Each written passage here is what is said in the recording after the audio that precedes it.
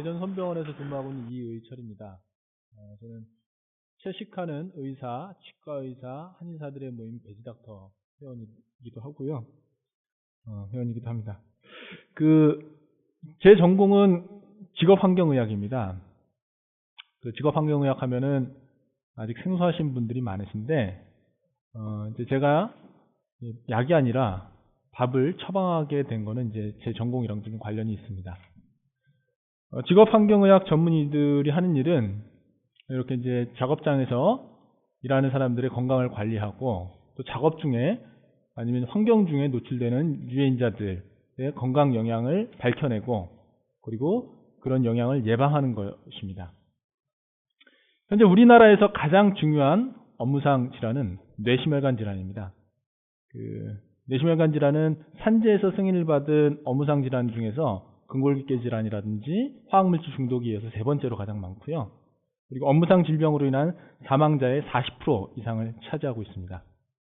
그런데 이제 화학물질 중독의 대부분이 과거에 그런 이제 분진 노출로 인한 이제 진폐증 걸 감안하면은 작업장에서 예방할 수 있는 사망은 사실 대부분 뇌심혈관 질환 예방을 통해서입니다. 왜냐하면 과거에 노출된 이 진폐증은 이미 현재에서는 어쩔 수가 없거든요. 반면에 뇌심혈관 질환은 현재 위험 요인을 잘 관리하면 얼마든지 미래 사망을 예방할 수 있기 때문입니다. 우리나라는 전 세계에서 노동 시간이 가장 긴 편입니다. 이제 OECD 국가 평균이랑 비교를 하면 1년에 479시간을 더 일합니다. 이 479시간을 주 40시간 근무로 이제 계산을 하면은 3달에 해당이 됩니다. 한국의 1년은 12개월이 아니고 15개월인 셈입니다. 많은 분들이 약을 먹으면은 병이 난다고 생각을 하십니다. 하지만 고혈압, 당뇨, 고지혈증 같은 그리고 암, 이런 질환들을 함께 아울러서 생활습관병이라고 얘기를 합니다.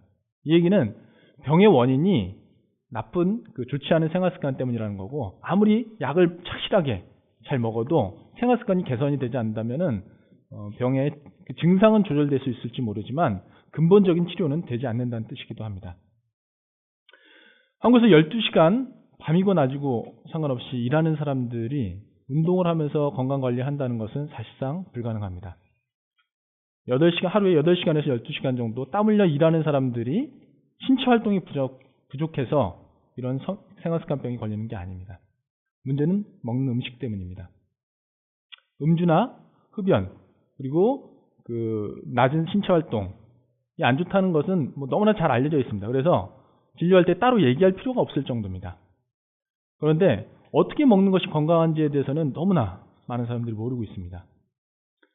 사실 고기, 생선, 계란, 우유 같은 동물성 식품을 먹고선 생활습관병이 좋아질 수가 없습니다. 그러니까 우리가 생각하는 것보다 먹는 게 굉장히 좀 중요한데요. 실제로 운동을 열심히 하더라도 이런 먹는 것에 대해서 신경을 안 써서 별 효과를 보지 못하는 분들이 굉장히 많습니다. 보시는 것처럼 전체적으로 이제 동물성 식품은 식물성 식품에 비해서 지방과 콜레스테롤이 월등히 많습니다. 그리고 지방은 대부분 포화지방입니다. 단백질은 비슷한 수준이고요. 식물성 식품은 동물성 식품에 비해서 식이섬유와 비타민, 미네랄, 여러 가지 항산화 물질이 월등히 많습니다. 이렇기 때문에 식물성 식품을 많이 먹고 콜레스테롤과 지방이 많은 이 동물성 식물을 적게 먹으면은 피 속에 콜레스테롤이 떨어지면서 피가 맑아지고 동시에 혈압도 떨어지게 됩니다. 이 그림은 이제 혈관 그림인데요. 혈관 안쪽에는 내피세포가 있습니다. 이 내피세포는 혈관 내 압력이 증가할 것 같으면 일산화질소라는 기체를 발생시켜서 혈관을 확장시키고, 그래서 혈압이 과도하게 상승하는 것을 막아줍니다. 이 내피세포의 기능은 우리가 담배를 피우면은 약 1시간 반 정도 마비가 옵니다. 그래서 담배를 피우면 혈압이 올라가는 거죠. 그런데 동물성 지방을 섭취할 경우에도 똑같이 이런 마비 증상이 나타납니다. 5시간 정도 마비가 됩니다.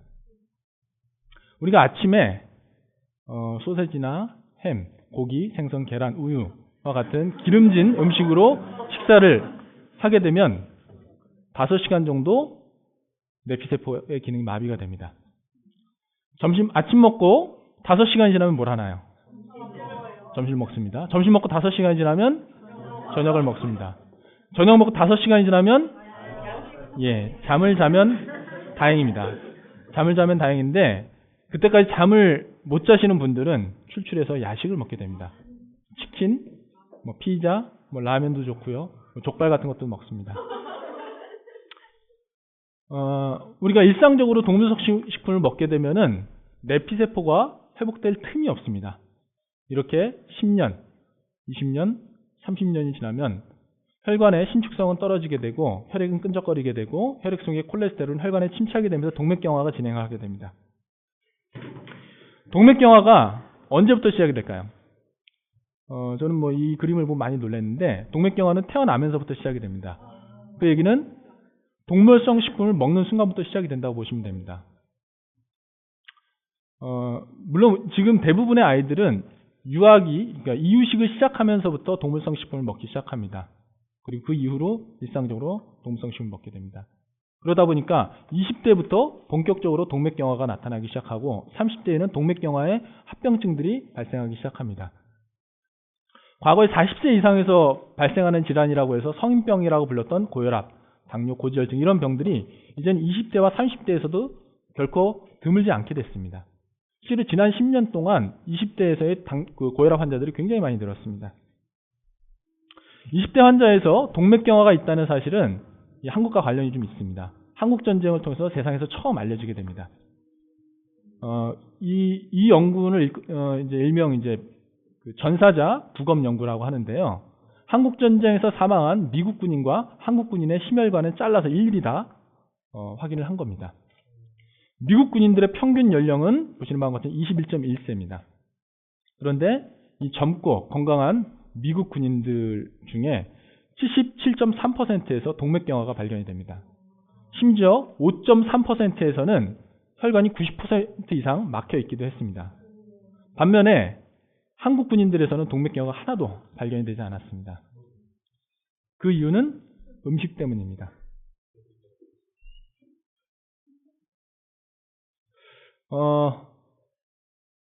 1950년대 미국 젊은이들의 동맥경화 유병률이 77.3%였습니다. 2011년 현재 대한민국 젊은이들, 한국 젊은이들의 동맥경화 유병률은 몇 %나 될까요? 대략 70% 이상은 될 거라고 좀 예상이 됩니다. 여기 계신 분들 중에 70% 정도는 심장혈관에 동맥경화가 와 있다고 보시면 됩니다. 증상은 없을지 모르지만. 그렇다면 이 동맥경화는 어떻게 해야 될까요?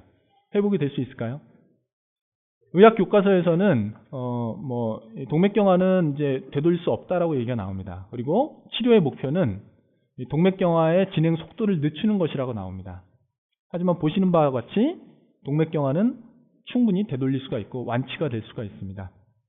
여기 보이는 사진들은 심장혈관 사진들이고요. 3년에서 5년 정도 채식을 한 후에 변화된 사진들입니다.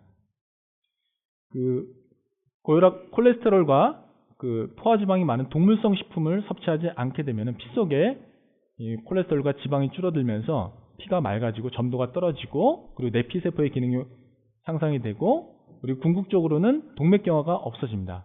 그러면서 혈압은 최적의 수준으로 떨어지게 됩니다. 최근에 미국인 20만 명을 대상으로 20년 동안 추적 관찰한 연구가 발표됐습니다.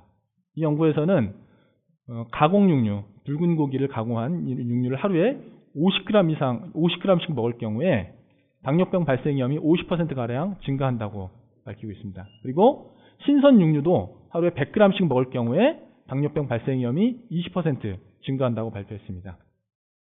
그리고 이런 붉은 육류를 전곡류와 통곡물과 그리고 이제 견과류와 같은 식물성 식품으로 대체할 경우에 당뇨병 발생 위험이 20%에서 35%까지 감소되고 그리고 이제 유제품이나 아니면 이제 가금류나 아니면 이제 생선으로 대체할 경우에는 16에서 29% 감소한다고 했습니다.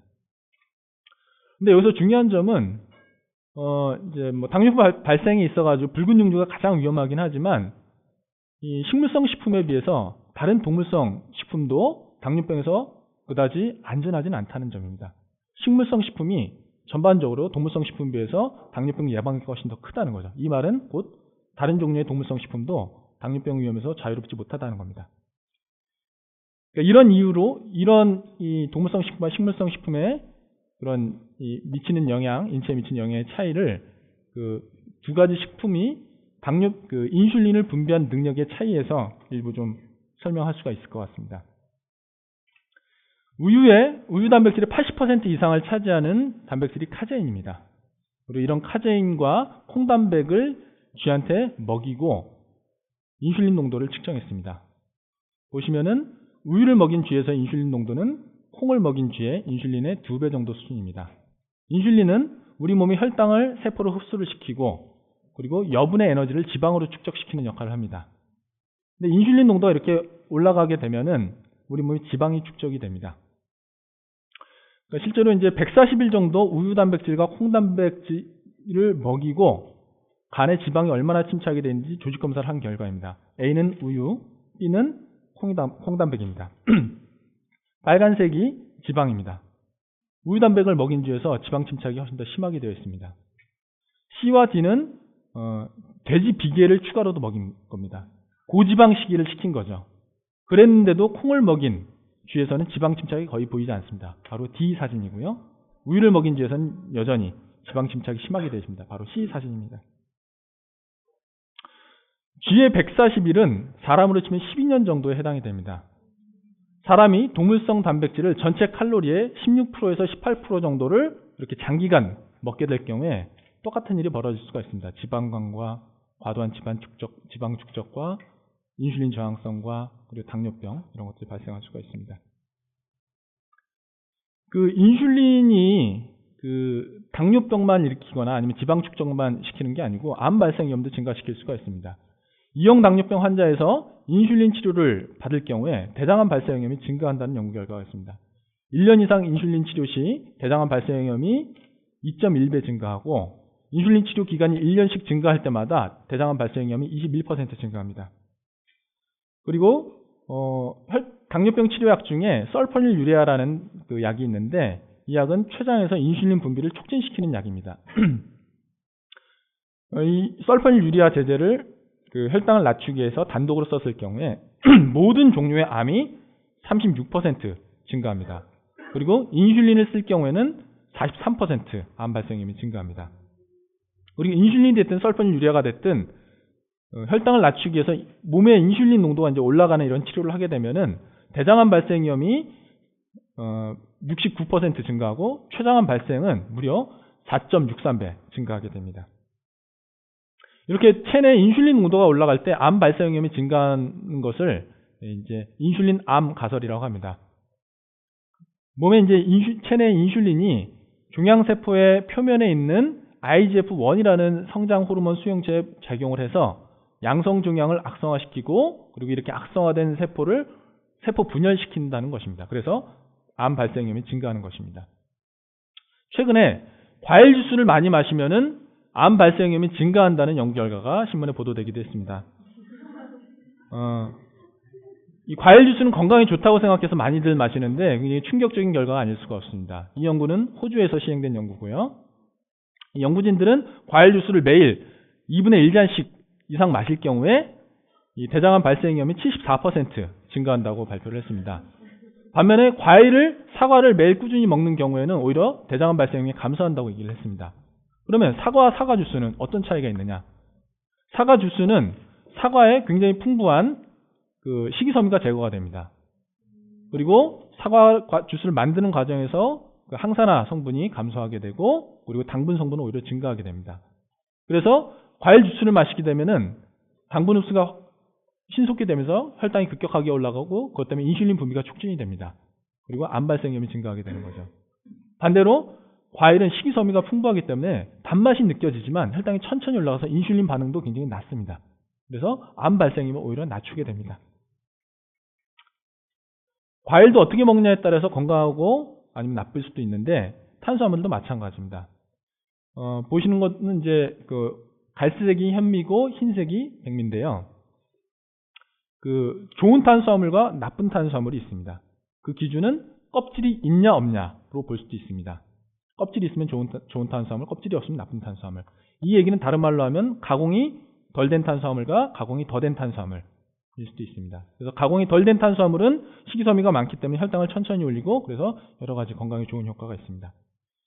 이 백미와 현미의 차이는 단지 색깔만이 아닙니다. 영양분에서도 차이가 많이 납니다. 현미는 백미에 비해서 식이섬유를 비롯해서 단백질 그리고 불포화지방, 갖가지 미네랄과 비타민이 아주 풍부합니다.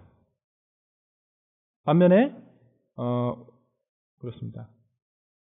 그리고 이제 여기서 좀 말씀드리면은 현미는 전체 칼로리에서 단백질 함량이 7에서 8% 수준으로 인체 모유의 단백질 함량은 굉장히 좀 유사합니다. 그래서 먹었을 경우에 신체 이제 부담이 굉장히 적은데요. 밀 같은 경우는 그 단백질 함량이 14% 정도가 되기 때문에 이제 통밀이라 하더라도 식이섬유 많고 하더라도 단백질 함량이 너무 많아서 많이 먹을 경우에 간과 신장에 부담을 줄 수가 있습니다. 그래서 현미인데요. 현미 채식의 기본 원칙은 이렇습니다. 첫째, 포화지방과 콜레스테롤이 과도하게 많고 그리고 단백질도 과도하게 많은 고기, 생선, 계란, 우유와 같은 동물성 식품을 최소한으로 섭취를 하고, 둘째, 혈당을 급격하게 올리는 가공된 탄수화물, 백미, 밀가루, 설탕 섭취를 최소화하고 밥을 100% 현미로 바꾸는 것입니다. 세 번째, 100% 지방인 식용유 섭취를 최소화하는 것입니다. 식용유에는 오메가6 성분이 많아서 여러 가지 우리 몸에 안 좋은 자가면역 질환이라든지 여러 가지 염증 반응을 촉발하게 되고 에너지가 열량이 과도하게 많기 때문에 비만을 초래하게 됩니다.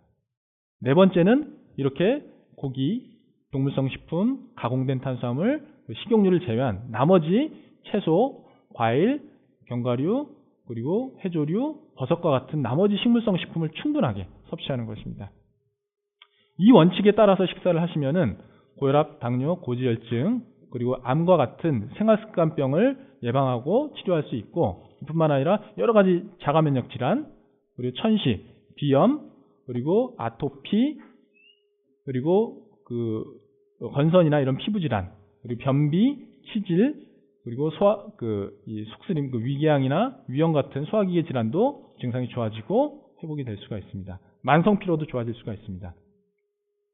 그래서 저는 약이 아니라 밥을 처방합니다. 개인 차원에서도 마찬가지고요. 회사 차원에서도 마찬가지입니다. 제가 일하고 있는 대전 선병원뿐만 아니라 제가 관리하고 있는 일부 사업장들은 저의 제안을 받아들여서 100% 현미밥을 도입했습니다. 저는 그 사업장에 가면은 고혈압, 당뇨, 고지혈증 같이 뭔가 문제가 있는 사람들에게 밥은 의무적으로 현미밥을 먹고 반찬 중에 고기, 생선, 계란, 우유는 최대한 먹지 말고 채소 반찬 위주로 골라서 먹으라고 처방을 합니다. 현미밥 채식은 그렇게 어려운 게 아닙니다. 반찬에서 고기, 생선, 계란, 우유 이런 것만 제외하면 됩니다. 그리고 밥을 100% 현미로 먹기만 하면 됩니다. 그리고 여기에 추가적으로 채소와 과일을 많이 먹기만 하면 됩니다. 이렇게 현미밥 채식을 시작하는 데 있어가지고 다양한 쌈채소로 그 쌈을 싸먹는 굉장히 시작으로 좋습니다. 제가 굉장히 좋아하는 식단이기도 한데요. 이렇게 현미밥 한 숟갈에 다양한 잎채소 두세 장을 겹쳐서 한 숟갈씩 먹게 되면은 밥 한 공기를 먹을 때 대략 잎채소를 50에서 100g 정도를 먹게 됩니다. 이 정도면 하루 섭취량이 굉장히 충분합니다.